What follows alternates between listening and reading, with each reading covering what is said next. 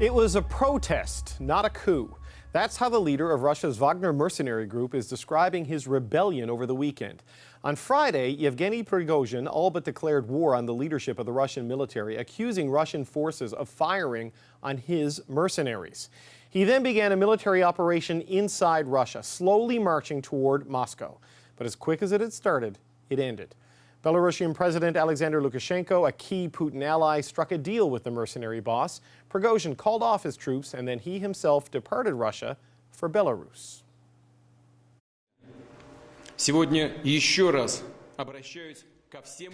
Russian President Vladimir Putin slammed the uprising this afternoon as a mutiny that would have been extinguished. But while he had scathing words for those involved, he also described many in the mercenary group as patriots. And Putin said he would allow Wagner mercenaries who want to go to Belarus, as he promised. For more on this, I'm joined by Roland Paris. He's the director of the University of Ottawa's Graduate School of Public and International Affairs. Okay. Roland, there's a lot there. Let's start with Putin's address tonight. He used this language to describe those who took part in the rebellion. He was very critical of them, but then he described many members of the mercenary group as patriots. What do you make of this?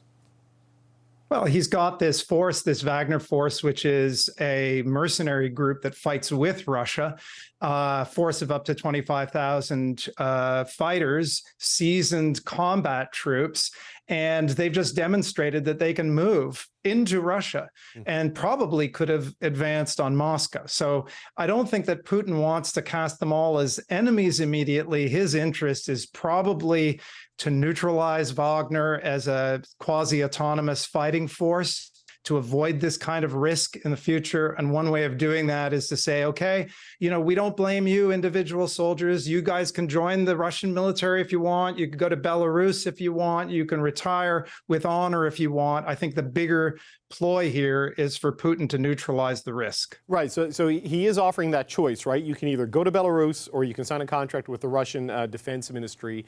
It's really to remove this as a power center from Prigozhin's control. Is that how you see it?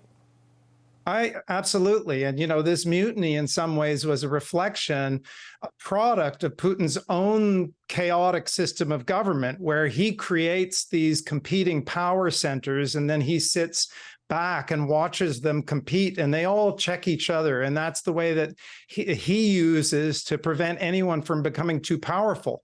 But he badly miscalculated what Prigozhin, the leader of Wagner, was willing and capable of doing. And the result was this mutiny, which was just a stunning blow to Putin and the biggest challenge to his regime in more than 2 decades.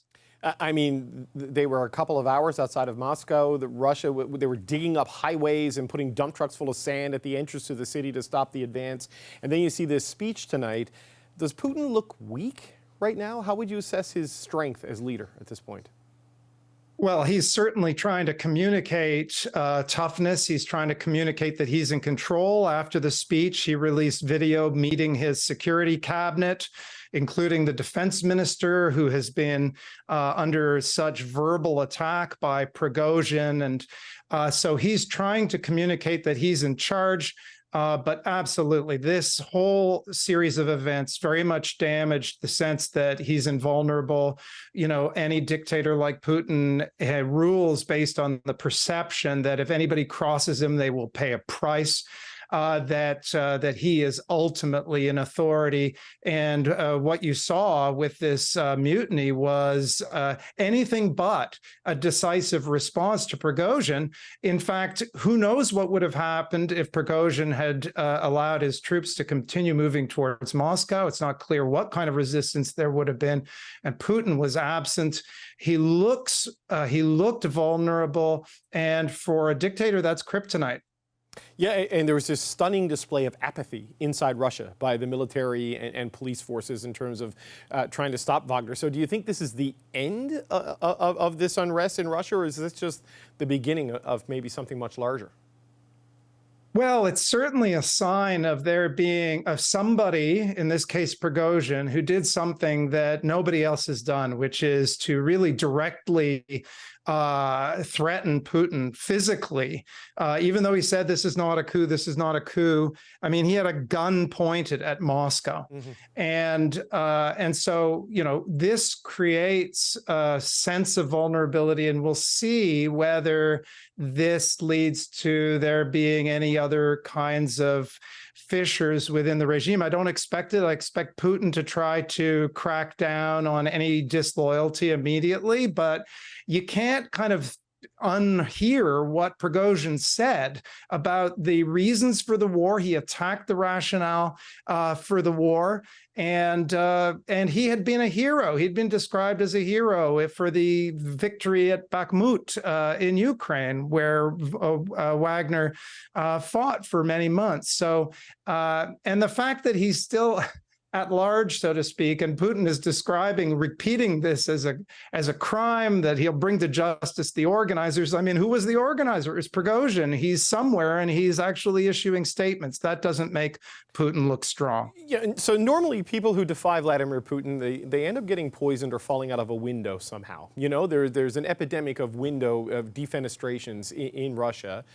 But are we to believe that Prigozhin's just going to go off to Belarus and then put up his feet and retire happily? It seems unrealistic given everything we know about Russia. Yeah, I think that, you know, Putin is not known to be someone who turns the other cheek. He settles scores. Right now, he's dealing with a crisis of reestablishing his authority in his immediate circle and communicating with the Russian people.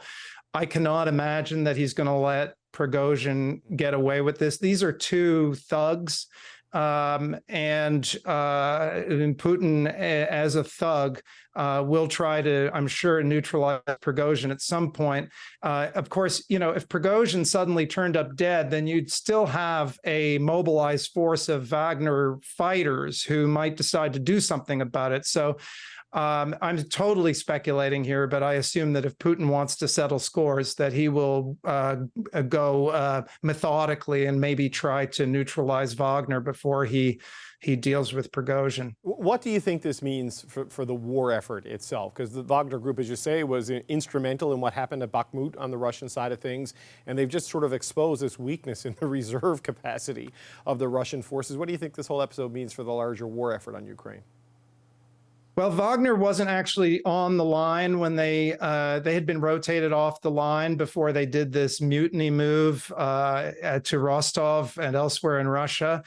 So the immediate effects are quite limited, and Russian forces have been putting up a coherent defense against Ukraine's counteroffensive in at least the early weeks of this counteroffensive.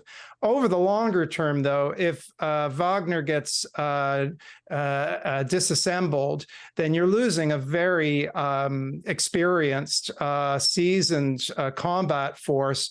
And who knows, you know, when Prigozhin was in Rostov, many people were cheering him. And when this threat was unfolding in Russia, you did not hear, at least I didn't see reports of people rushing to Vladimir Putin's side. And Prigozhin, in his statements, was describing how corrupt he thought that the Russian military leadership was. He may have been expressing thoughts that were shared more widely in the rank and file of the Russian army. And if so, then this whole experience could be quite demoralizing for the Russian army facing the Ukrainian counteroffensive. Roland Paris with the University of Ottawa. Always good to talk to you. Thanks for joining us today. Thank you.